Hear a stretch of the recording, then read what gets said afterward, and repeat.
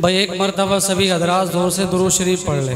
اللہم صلی علی محمد وعلی آل محمد کما صلیت علی ابراہیم وعلی آل ابراہیم انکا حمید مجید۔ اللہم بارک علی محمد وعلی آل محمد کما بارکت علی ابراہیم وعلی آل ابراہیم انکا حمید مجید۔ بسم اللہ الرحمن الرحیم نحمدہ ونصلی علی رسولہ الکریم اما بعد فاعوذ باللہ من الشیطان الرجیم بسم اللہ الرحمن الرحیم انا نحن نزلنا الذکر وانا له لحافظون صدق اللہ العظیم۔ وقال النبی صلی اللہ علیہ وسلم القرآن حجت لک او علیک او کما قال علیہ الصلاة والسلام۔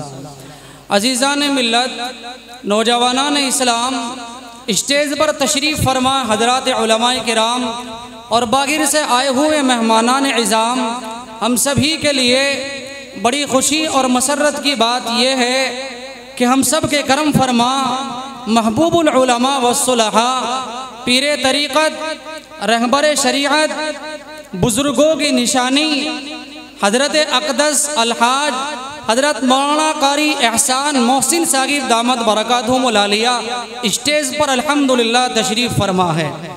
اسی طرح میدان خطابت کے شیخ سوار، نوجوان دلوں کی دھڑکن حضرت اقدس مفتی محمد خالد صاحب دامت برکاتہم العالیہ وہ بھی الحمدللہ تشریف لا چکے ہیں۔ اصل خطاب حضرت مفتی صاحب کا ہوگا۔ میں تو ضمناً آپ حضرات کے درمیان میں آ گیا۔ آپ حضرات 10 منٹ کے لیے میری باتوں کو توجہ کے ساتھ سنیں۔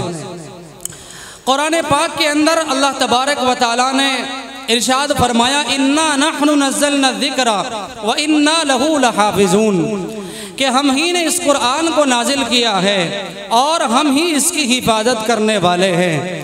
تو جو بندے اللہ کے کلام سے محبت کرتے ہیں، جو بندے اللہ کے کلام کو پڑھتے ہیں، جو بندے اللہ کے قرآن سے دل لگا لیتے ہیں، جن بندوں کے دلوں میں 6666 آیتوں کو بسا دیا جاتا ہے، جن بندوں پر اللہ تبارک و تعالی بھروسہ فرماتا ہے، قرآن کہتا ہے جب اللہ تبارک و تعالی کسی کو دین کے لیے منتخب کرتا ہے، کسی کو دین کے لیے چھانٹ لیتا ہے، کسی سے دین کا کام لینا چاہتا ہے، اللہ یجتبی الیہ من یشاء، اللہ تعالیٰ جب چاہتے ہیں، جہاں سے چاہتے ہیں، جس وقت چاہتے ہیں، دین کی محنت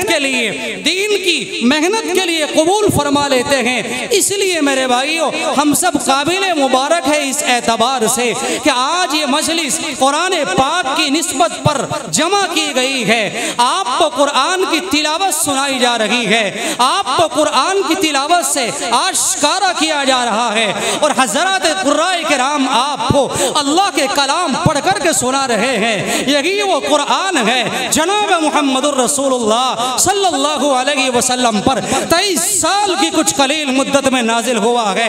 اس قرآن کی خصوصیت یہ ہے جب زبور آ رہی ہے آسمانوں پر کوئی پابندیاں نہیں ہے، انجیل آ رہی ہے آسمانوں پر کوئی پابندیاں نہیں ہے، توریت آ رہی ہے کوئی پابندیاں نہیں ہے۔ جب قرآن کی باری آئی، جب اس قرآن کو رب کائنات نے جناب محمد الرسول اللہ صلی اللہ علیہ وسلم پر نازل فرمایا، جناتوں کا آسمانوں پر جانا بند ہو گیا۔ جنات حیران ہو جاتے ہیں کون سا کلام آ رہا ہے، آج تک ہمیں کبھی نہیں روکا گیا، ہم جس انداز میں چاہتے ہیں، جس انداز سے چاہتے ہیں آسمانوں کی سیر کر لیتے ہیں۔ میرے عزیزو، یہی وہ قرآن ہے جب رب کائنات نے جناب محمد الرسول اللہ صلی اللہ علیہ وسلم پر قرآن نازل کیا، اعلان کر دیا اِنَّا نَحْنُ نَزَّلْنَا الذِّكْرَ وَإِنَّا لَهُ لَحَافِظُونَ۔ لوگوں، زبور کو بدل دیا گیا، انجیل کو بدل دیا گیا، توریت کو بدل دیا گیا۔ 120 صحائف آسمان سے آئے، 10 حضرت آدم علیہ السلام کو ملے، شیس علیہ السلام پر 50 آئے، ادریس پر 10 آئے، حضرت نوح علیہ السلام پر 10 آئے، ان کو بھی بدل دیا گیا، آسمانی کتابوں کو بدل دیا گیا۔ جب قرآن کی باری آتی ہے، رب کہتا ہے ہم ہی نے اس قرآن کو نازل کیا ہے اور ہم اس کی حفاظت کرنے والے ہیں۔ آپ غور کر سکتے ہیں، جب اللہ کے کلام کو پڑھا جاتا ہے، جب اللہ کے کلام کو سنا جاتا ہے، آپ کی حفاظت کر لی جاتی ہے۔ میرے بھائیوں، آؤ میں آپ کو لے کر کے چلتا ہوں۔ حضرت ابی بن کعب رضی اللہ تعالی عنہ کے دروازے کے اوپر اسد الغابہ فی معرفت الصحابہ میں روایت موجود ہے۔ حضرت ابی بن کعب، جس کو صحابہ کرام میں سید القراء کہا جاتا ہے، تمام صحابہ میں جس کو سید القراء کے نام سے جناب محمد الرسول اللہ صلی اللہ علیہ وسلم نے موسوم فرمایا، میرے آقا ارشاد فرماتے ہیں ابی قرآن پڑھ کے سنایا جائے۔ حضرت ابی بن کعب رضی اللہ تعالی عنہ بڑے مشہور صحابی ہے۔ آپ حیران ہو کر کے پوچھتے ہیں یا رسول اللہ، اللہ سما کا کیا پروردگار عالم نے میرا نام لے کر کے کہا ہے؟ جناب محمد الرسول اللہ صلی اللہ علیہ وسلم نے ارشاد فرمایا اللہ سما کا، نعم اللہ سما کا، رب کائنات نے تمہارا نام لے کر کے کہا ہے۔ آپ غور کر سکتے ہیں میرے عزیزو، جس ذات پر قرآن نازل ہوا، جس ذات گرامی پر قرآن نازل ہو رہا ہے، اگر آقا بدر میں ہے قرآن بدر میں آتا ہے، آقا خندق میں ہے قرآن خندق میں آتا ہے، آقا حنین میں ہے قرآن حنین میں آتا ہے، اگر میرے آقا عائشہ کائنات کے بستر پر ہے قرآن وہاں بھی اتر رہا ہے۔ ابی بن کعب نے قرآن پڑھ کر کے سنایا۔ آپ اندازہ لگا سکتے ہیں جناب محمد الرسول اللہ صلی اللہ علیہ وسلم کا یہ لاڈلا صحابی جب قرآن کو دل سے پڑھتا ہے، قرآن کو عظمت سے پڑھتا ہے، قرآن کو چاہت سے پڑھتا ہے، قرآن کو محبت سے پڑھتا ہے، پھر میرے آقا کے دل میں یہ بات ارشاد ہوتی ہے ابی بن کعب کو بلوایا جائے، قرآن پڑھوایا جائے۔ یہی علماء، یہی قراء حضرات، ان کا بھی واسطہ انہی صحابہ سے ملتا ہے جو اصحاب صفہ میں رہ کر کے قرآن کو سیکھنے والے، قرآن پر عمل کرنے والے، آقا کی سیرت سے، صورت سے، افعال سے، اقوال سے، کردار سے، کمالات سے، شمالات سے، تمام چیزوں سے پیار کرنے والے۔ تبھی تو رب کہتا ہے اولئک هم الراشدون، اولئک هم الفائزون، اولئک هم الصادقون۔ تمام کے تمام صحابہ سچے ہیں، تمام کے تمام صحابہ کامیاب ہیں، تمام کے تمام صحابہ راہیاب ہیں۔ اس لیے میرے عزیزو، میں آپ سے کہوں گا آپ اپنے بچوں کو قرآن پڑھائے، آپ قرآن سے روشناس کرائے، آپ قرآن کی تلاوت کریں۔ یہی وہ قرآن ہے، جب اس قرآن سے دل لگایا جاتا ہے، جب اس قرآن کو دل سے پڑھا جاتا ہے۔